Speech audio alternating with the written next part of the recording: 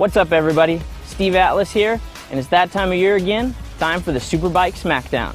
Except for this year, it's bigger and better than ever.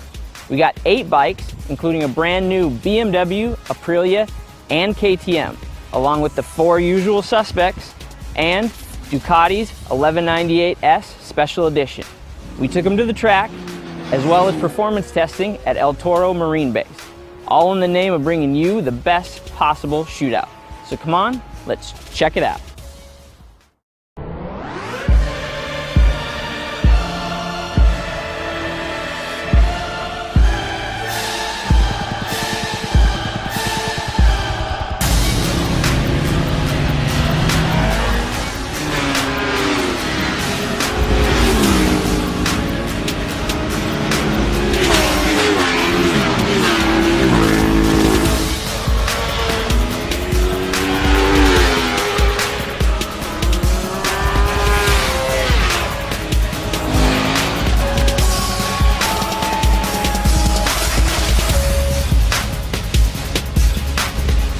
In 8th place was the Aprilia RSV4R.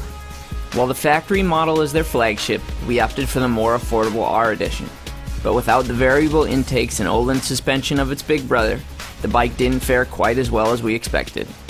It's really small and nimble just to throw around out there. I mean, I can't believe how compact it is. It's like a 600. It's super tiny but really fast, very powerful. I couldn't believe how well the bike hooks up out of the corner. Like, you dial in the gas and the thing just zings off the corner. It's got a very abrupt engine, which I think will suit a lot of, quite frankly, aggressive riders, like guys who sort of take the power of the motorcycle as a bit of a challenge. The motor kind of seems to have this like overdrive feature to it where it hits about 11 grand. It feels like it's got like some sort of turbo or something, which is kind of cool. It's like a V-twin up to 11 and it's going to peter out, and then the inline 4 kicks in and it keeps going. Braking and chassis were not as good as I expected, and that was probably the part that held the bike back a little bit for me, but overall, pretty interesting bike to ride, definitely fun and exhilarating to ride. It's got a lot of character and it does a lot of things good, and despite the heavier weight, it flicks from side to side well. But at the same time, I don't know if it's that end-all, be-all best bike. This is their first time back in the leader class sport bike market in a long time. And to come back with a totally new machine like that, redesigned from the ground up, that's that impressive, that can win world superbike races, that can do all that stuff, I can't help but commend them for that.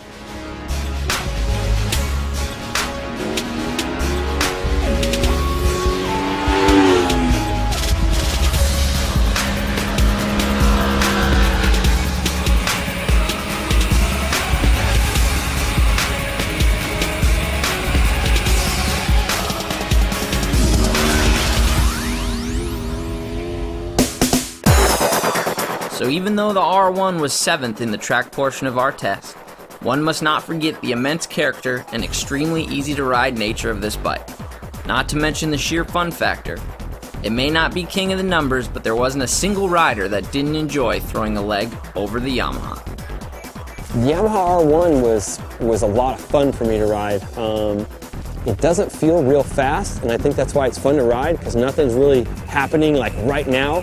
I like kind of the feel of the engine. Like, the character of the engine's real smooth. Power comes on really nice off the bottom and the mid. Top end's kind of lacking compared to the other bikes. Kind of falls on its face once you get close to redline, but I mean, all you gotta do is upshift and you're back on the gas again. The engine characters is just ripping cool.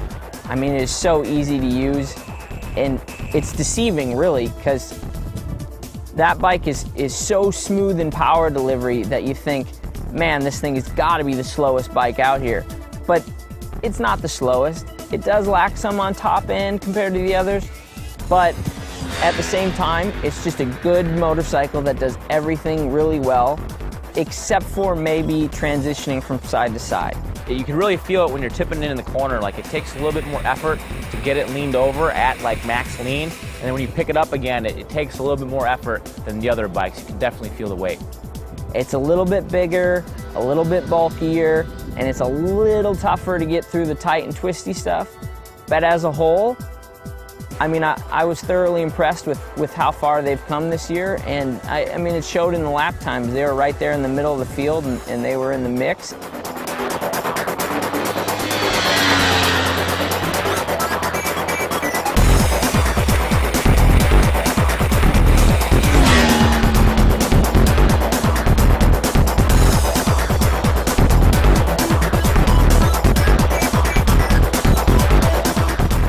That's it for part 1 of the 2010 Superbike Smackdown, but be sure to check out part 2 to see how the middle of the field stacks up.